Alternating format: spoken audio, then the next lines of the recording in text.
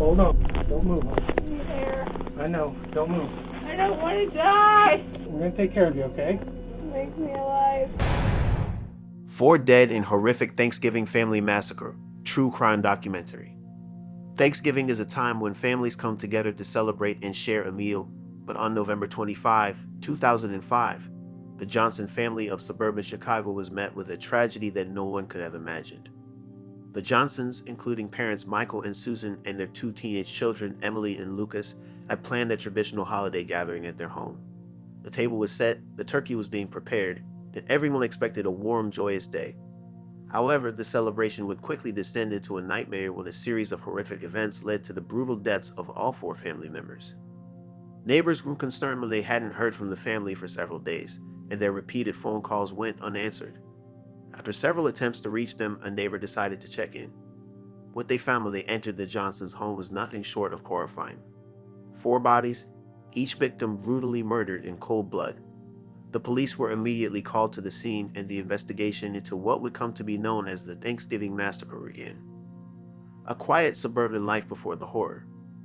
Before the tragedy struck, the Johnson family was well known and well liked in their suburban neighborhood. Michael, a 42-year-old engineer, worked for a local technology company and was seen as the hard-working, devoted father.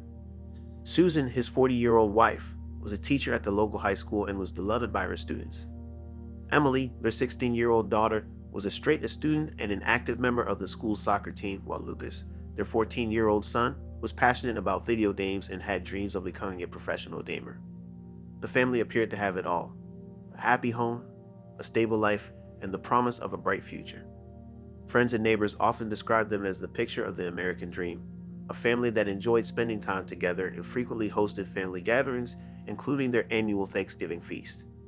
There was no indication that anything was amiss, and the family had no known enemies. The shocking murders of all 4 family members left the community in a state of disbelief, as no one could fathom who would want to harm such a seemingly perfect family. The grisly discovery. When the police arrived at the Johnson family's home after the neighbor's call, they were met with an unimaginable scene. The house, which had been filled with the sounds of laughter and conversation just days earlier, was now eerily silent. Inside, the bodies of Michael, Susan, Emily, and Lucas were discovered in various parts of the home, each victim murdered in a brutal and methodical manner. Michael and Susan were found in the living room, both shot multiple times, their bodies positioned as though they had been ambushed. Emily and Lucas were discovered in their respective bedrooms, also murdered execution style. The sheer brutality of the killings left investigators stunned. No signs of forced entry were found, which led them to believe that the killer or killers had been someone the family knew. There were no signs of a struggle, which suggested that the victims were taken by surprise and likely knew the person responsible. The family's possessions were undisturbed, ruling out robbery as a motive, and there were no obvious clues as to why someone would target them.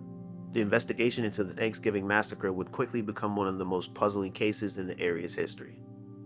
A frantic investigation begins. With little to go on, the police launched a full-scale investigation into the murders. They interviewed neighbors, friends, and anyone who may have had contact with the Johnson family in the days leading up to the tragedy.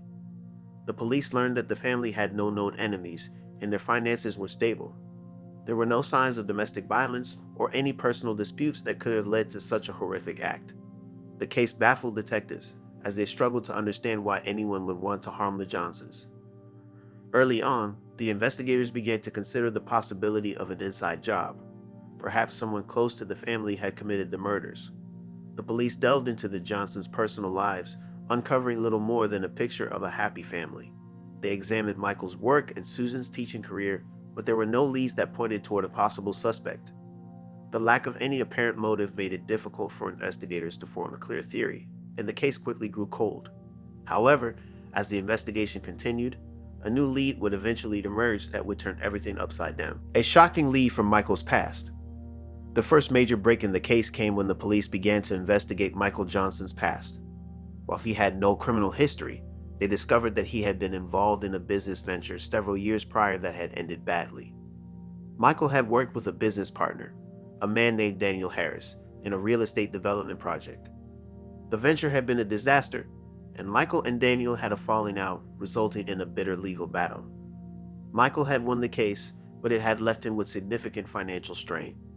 The police quickly learned that Daniel Harris had been facing financial difficulties and had a history of violent behavior. He had been involved in several altercations and had been known to have a temper.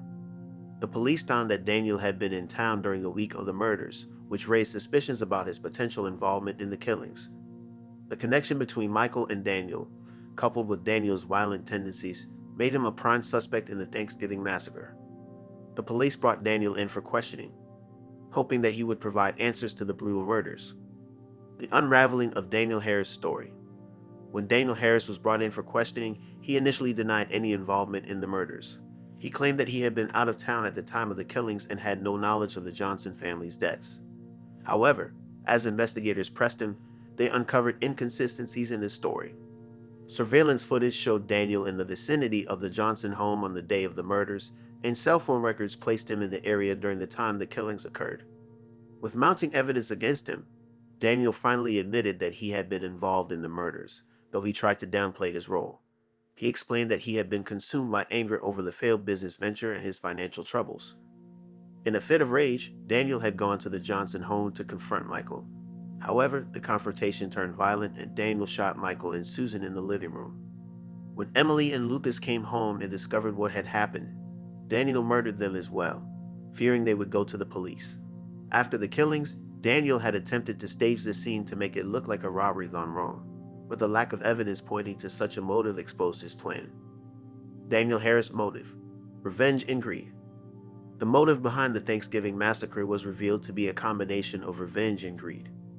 Daniel Harris had been struggling financially after his failed business venture with Michael. The bitter legal battle had left Daniel feeling resentful and betrayed, and he had been nursing a deep grudge against Michael for years.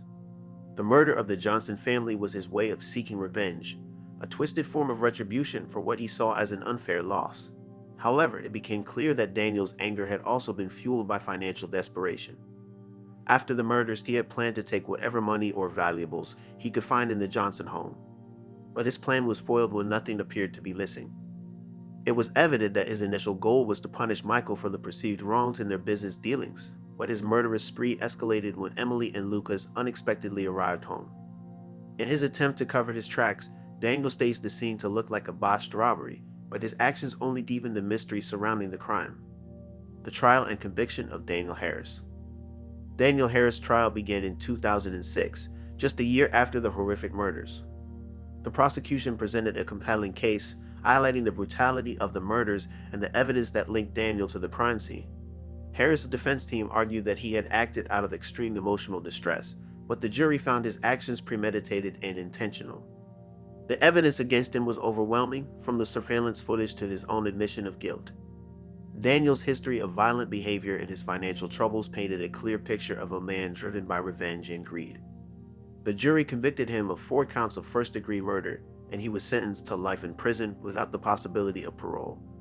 The verdict brought some closure to the Johnson family's surviving relatives, but the pain of losing 4 loved ones in such a brutal manner would never fully go away. The community, still reeling from the shock of the murders, could finally breathe a sigh of relief knowing that the person responsible for the Thanksgiving massacre was behind bars. The impact on the community. The Thanksgiving massacre shook the tight-knit suburban community to its core. The Johnson family had been well-respected members of the neighborhood, and their deaths left an indelible mark on everyone who had known them. Neighbors and friends were horrified by the brutality of the murders, and many struggled to come to terms with the loss of 4 innocent lives. The police worked tirelessly to solve the case, but the brutality of the crime made it difficult for many to comprehend how something so horrific could happen in their own community. For the surviving family members, the pain was unimaginable. The murders left a hole in their lives that could never be filled. Yet in the aftermath of the tragedy, the community came together to honor the memory of the Johnson family, with memorial services and support networks helping those affected by the crime. The impact of the massacre was felt for years to come, and the memory of the Johnson family lived on in the hearts of those who knew them. The lessons of the Thanksgiving massacre. The Thanksgiving massacre serves as a chilling reminder of the dangers of unresolved anger and financial strain. Daniel Harris' decision to murder the Johnson family was driven by his inability to cope with his failures and his desire for revenge. In the end, his greed and emotional instability led to the loss of 4 innocent lives. The case also highlighted the importance of addressing personal grievances and seeking help before anger turns into violence. The community of suburban Chicago learned a hard lesson that year, and the memory of the Thanksgiving massacre stirs as a stark warning about the consequences of letting resentment fester. Though justice was served, the tragedy left scars that would never fully heal. The Johnson family's deaths were a senseless loss, but their memory lives on as a reminder of the importance of peace, understanding, and conflict resolution.